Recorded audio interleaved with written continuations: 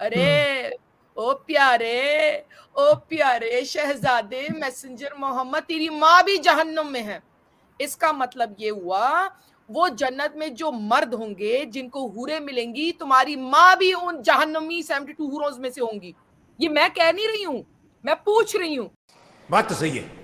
Hello दोस्तों, स्वागत है आपका आर न्यूज चैनल में एक और वीडियो के साथ। वीडियो काफी शानदार होने वाला है, इसलिए अंत तक जरूर देखें। दोस्तों, वीडियो में आप एक्स मुस्लिम परवीन पूजा और इंडिया सरस्वती जोली को सुनने वाले हैं, जिन्होंने डिबेट में जन्नत और बदतर हुरों को लेकर बहुत सारे खुलासे किए हैं और डिबेट के जरिए शांति दूतों से एक बात पूछने की कोशिश भी की है कि क्या मोहम्मद की माँ भी जन्नत की बदतर हुरों में से एक हूर है। और इंडिया जोली सरस्वती का ये मानना है कि ये बात उन्होंने अपने मन से नहीं कही, बल्कि हदीसों और आयतों के अकॉर्डिंग ही उनके मन में ये सवाल आया है। साथ में उन मौलानाओं को भी लताड़ा है जिन्होंने इस्लाम को बदनाम कर रखा है। दोस्तों, आपको बता दूं, ये video clip uncompromise India YouTube channel से लिया गया है और इस यूट्यूब चैनल को एक्स मुस्लिम परवीन पूजा चलाती हैं। तो दोस्तों, वीडियो काफी शानदार है, इसलिए अंत तक जरूर देखें और वीडियो पसंद आए तो ज्यादा से ज्यादा शेयर करें ताकि हमारे और भी भाई इस वीडियो को देख सकें। तो चलिए दोस्तों, देखते हैं मेन वीडियो। कुरान तो कंप्लीट नहीं है और हदीस भी कंप्लीट नहीं है। जी। कंप्लीट इन द सेंस, चले जी मैं आपको आज मजे की बात बताती हूँ। हदीस में गलती है एक बहुत बड़ी। हम्म। मोहम्मद ने या उसके फॉलोअर सहाबी ने बहुत बड़ी भूल कर दी है। बताओ जल्दी जल्दी। ओ हो, सबका वो रंग उड़ेगा ना, इधर मुसलमानों का भी रंग उड़ेगा। और मैं ये हम्म। कीप इन माइंड, ये मेरा इंडिया सरस्वती जोली के अल्फाज इन दैट सेंस नहीं है कि मैंने स्टोरी बनाया। ये मैंने आपके ही किताब पढ़ के उसके एनालिसिस से ये बात मैं कर रही हूँ। ठीक है, आपके अपने शेखों ने कहा है कि मोहम्मद, मैसेंजर मोहम्मद के माँ बाप आमिना और अब्दुल्ला जो उसके माँ बाप हैं वो जहन्नुम में हैं, इसीलिए वो उनके लिए दुआ नहीं कर सकता, इसीलिए वो उनकी मुक्ति नहीं कर सकता। वो जो उनके लिए, वो जो जन्नत में, हाँ हाँ वो नहीं हाँ। कर सकते because they were not Muslims.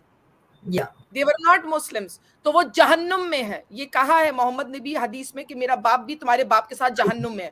हाँ, but it is so funny ना कि इस्लाम तो बाद में आया उनके मरने के बाद, तो उनकी कौन सी गलती है कि उन्होंने इस्लाम नहीं अपनाया? तो वो क्यों है वहां पर? आप देखते जाओ कि मैं भी क्या बोलने वाली हूँ ना। देखो हाँ हाँ। देखो इंसान, this is the beauty of it. ये मैं हर रोज नया लोगों के साथ बात करते करते मुझे बात दिमाग में ट्रिगर करती है। यही हदीस में एक बहुत बड़ा फ्लॉ हो गया। मैसेंजर मोहम्मद भूल गया, उसने कहा कि मैंने ज्यादातर जन्नत में महिलाओं को।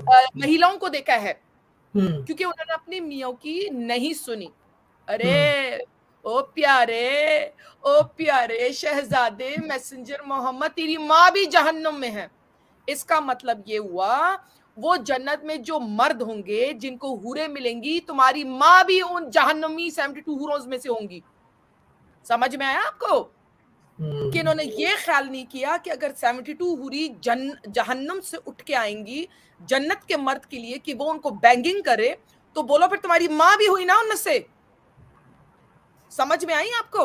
ये कितना बड़ा इंसल्ट है कि उन्हीं लेडीज में से, रेगुलर जो मुसलमान लेडीज हैं, उनमें से जो जहन्नुम में है, उनमें से उनकी माँ भी है। ये so called perfect man in the world, कि इसको ये नहीं पता था कि मेरी माँ जहन्नुम में है। मैं क्या लिखवा रहा हूं, मैं क्या बोल रहा हूं?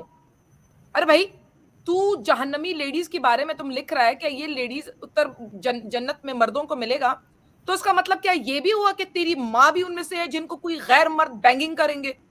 ये मैं कह नहीं रही हूं, मैं पूछ रही हूं। क्या ये पे पॉइंट है आप लोगों का बोलने का मकसद? मतलब वैसे तो जहन्नम से आप लोग कह रहे हो कि नहीं, आप मतलब ये तो एक शेख ने खुद बोला है। ये मैं आपको एक वीडियो भेज सकती हूँ कि उसने खुद बोला है कि I am not trying to be this and that, मगर ये एक फैक्ट बात है कि उसकी माँ उधर है। Don't be upset with me.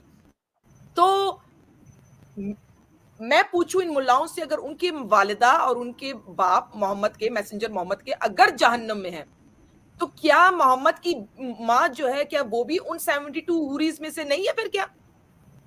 मैं पूछ रही हूं। ये सही मेरा बात वो नहीं है, मेरा कॉन्सेप्ट नहीं है, आप लोगों का कॉन्सेप्ट है किताब के मुताबिक। ये भी कहता है कि माँ के पैर के नीचे जन्नत है। ये आदमी तो बड़ा ही अजीबा गरीब है। अरे भाई, एक तरफ तू कहता है मैसेंजर मोहम्मद, ज्यादातर मैंने लेडीज जहन्नुम में देखा है, ज्यादातर। अरे भाई, ज्यादातर तो इस दुनिया में तकरीबन तकरीबन सारी लेडीज माँ बन चुकी होती हैं, है। यस। माँ बनी होती हैं। तू एक तरफ कहता है जहन्नमी है क्योंकि उन्होंने अपने मियाओं का पूजा पाजा नहीं किया, ठीक है। एक तरफ तू कहता है माओ के पैर के नीचे जन्नत है।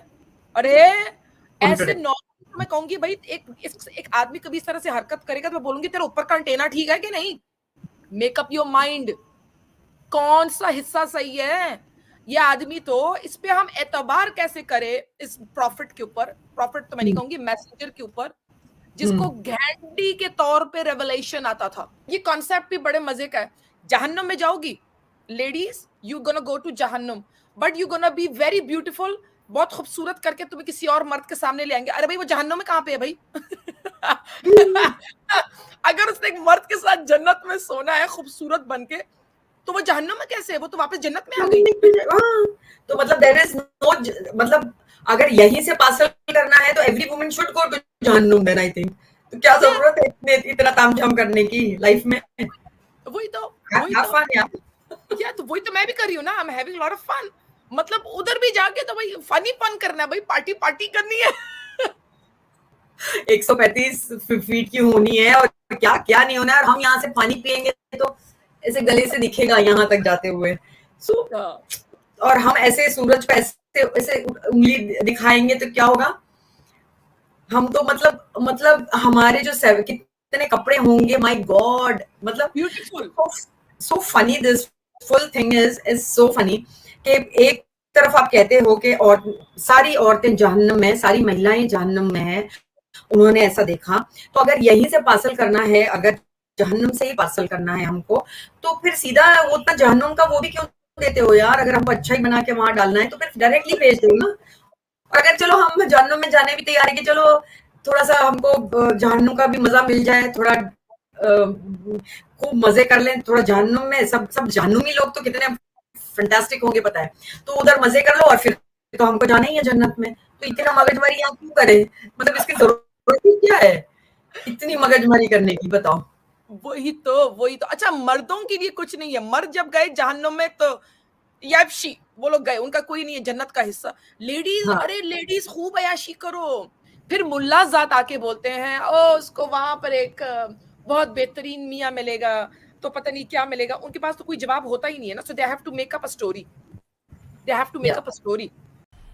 मजा आया, और मैं ये जो मजा है हिंदुस्तान के हर व्यक्ति को देना चाहता हूं। तो दोस्तों उम्मीद करता हूँ वीडियो आपको पसंद आया होगा। वीडियो पसंद आया तो चैनल को सब्सक्राइब करें, साथ में बेल आइकन को प्रेस करें ताकि हमारे आने वाली वीडियोस का नोटिफिकेशन आपको तुरंत प्रभाव से मिल जाए। और वीडियो पसंद आए तो ज्यादा से ज्यादा शेयर करें ताकि हमारे और भी भाई इस वीडियो का आनंद उठा सके। दोस्तों मुल्ला मौलवियों के द्वारा ये बात बहुत बार बोली जाती है कि जन्नत में 72 हूरें मिलेंगी, उनमें उच्च क्वालिटी की खासियत होंगी और पता नहीं कितने जोड़े वो कपड़े पहने रखेंगे और 130 फुट की होंगी। और ये हूरें वो होंगी जो अपने शोहर की सेवा नहीं करती, उनकी बातें नहीं मानती। और वहीं हदीसों में ये भी लिखा गया है कि यदि कोई मुस्लिम महिला अपने शोहर की बात मानती है, उसकी सेवा करती है, तो जन्नत में उसे हूरों की सरदारनी बना दिया जाएगा और वो हूरों की सरदारनी तय करेगी कि किसके पास कौन सी हूर भेजनी है। वहीं दोस्तों आपको एक बात और बता दूं, इन लोगों का ये भी मानना है कि काफिरों की औरतें भी जन्नत में 72 हूरों का काम करेंगी। इसी मुद्दे को लेकर इंडिया सरस्वती जोली ने एक बात पूछ ली कि यदि मोहम्मद के माँ बाप इस्लाम में नहीं थे तो वो काफिर हुए, और इनके हिसाब से सीधी सी बात है कि काफिरों की औरतें तो जन्नत में जाना जरूरी है, तो इसका मतलब ये हुआ कि मोहम्मद की माँ भी जन्नत की 72 हूरों में शामिल है। दोस्तों कुरान की मौलाना इस प्रकार से व्याख्या करते हैं कि आदमी खुद सोचने पे मजबूर हो जाता है कि क्या ऐसा हो सकता है। दोस्तों इन लोगों की काफिरों यानी कि गैर मुस्लिमों से इस कदर कुरान और हदीसों का सहारा लेकर नफरत करना सिखाते हैं कि ये भूल जाते हैं कि यदि किसी ने थोड़ा सा भी दिमाग लगाकर क्रॉस क्वेश्चन कर दिया तो इनका क्या होगा, और ऐसा अब हो भी रहा है। आज की सोशल मीडिया की जिंदगी ने बहुत सी ऐसी बातों को उजागर किया है जिससे लोग पहले वंचित रहा करते थे, और इन जैसे मौलानाओं की जन्नत और 72 हूरों की बातों में आकर वो काम कर बैठते हैं जिसकी इजाजत अल्लाह भी नहीं देता। लेकिन इन जैसे मौलानाओं को बिल्कुल भी फर्क नहीं पड़ता कि इनकी ऐसी बयानबाजी से मजहब बदनाम हो रहा है और सभी लोग इनको शक की निगाह से देखते हैं। दोस्तों सऊदी अरब के प्रिंस ने भी ऐसी बहुत सी हदीसों और आयतों को हटाया है जिनमें मानवता के खिलाफ जहर भरा गया था, जैसे कि फॉर एग्जाम्पल जिहाद करना, काफिरों को मारना और दूसरे धर्मों से नफरत करना सिखाना। दोस्तों आपको बता दूं सऊदी अरब भी एक ऐसा मुस्लिम देश है जिसने तबलीगी जमात को बैन बैन कर रखा है। और इतना ही नहीं, सऊदी अरब के प्रिंस ने एक मिसाल कायम करते हुए ये भी फैसला लिया था कि सऊदी अरब में अब स्कूलों के पाठ्यक्रम में रामायण, महाभारत, गीता जैसे पवित्र ग्रंथ पढ़ाए जाएंगे। दोस्तों, सोचने वाली बात यह है कि जो सऊदी अरब रियल मुस्लिम देश है वो भी अब ऐसी मानसिकता का बहिष्कार कर रहा है, तो फिर यहाँ के कुछ लोग ऐसी उल्टी सुल्टी बातें क्यों करते हैं। तो दोस्तों, वीडियो के बारे में आपकी क्या राय है कमेंट बॉक्स में जरूर बताएं, और वीडियो पसंद आए तो चैनल को सब्सक्राइब करें, साथ में बेल आइकन को प्रेस करें ताकि हमारे आने वाली वीडियोस का नोटिफिकेशन आपको तुरंत प्रभाव से मिल जाए। और वीडियो को ज्यादा से ज्यादा शेयर करें ताकि हमारे और भी भाई इस वीडियो का आनंद ले सके।